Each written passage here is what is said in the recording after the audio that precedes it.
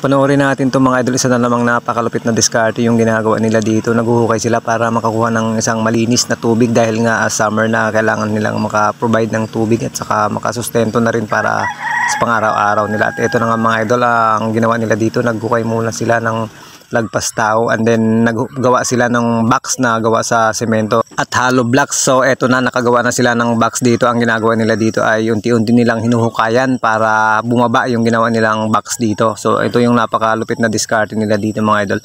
Kinukunan nila ng lupa para unti-unti bumaba yung ginawa nilang box dito, and then pag napuno na rin ng tubig yan, pag lumalim na yung tubig ay pinapahatak na rin nila sa water pump. So napakalupit ng ginagawa nila dito. Saludo ako sa inyo mga idol. At kung mapapansin nyo ngayon, malalim na yung ibinaba ng semento, halos pantayan sa ibabaw ng lupa. At ito makikita nyo naman na malalim na yung ibinaba, at ito na nga tuloy-tuloy lang yung pagkuha nila ng lupa, pero halos medyo maitim pa yung lupa, hindi pa lumalabas yung mga shell o kaya yung mga coral na makikita natin. Pag lumabas na yun, ibig sabihin malinis na yung tubig na makikita natin dyan. So eto, naghuhukay pa lang muna sila dito para bumaba talaga ng gusto yung sementong ginawa nila dito. So pag bumaba yan ng hagtos hanggang dibdib, so pwede na rin siguro yan na takpan. So ito yung napakatinding diskarte nila dito mga idol. Ito ganito pala pag nag-provide ng tubig, kailangan unahin muna yung box na semento para mas matibay at saka hindi siya magiba pag bumaba.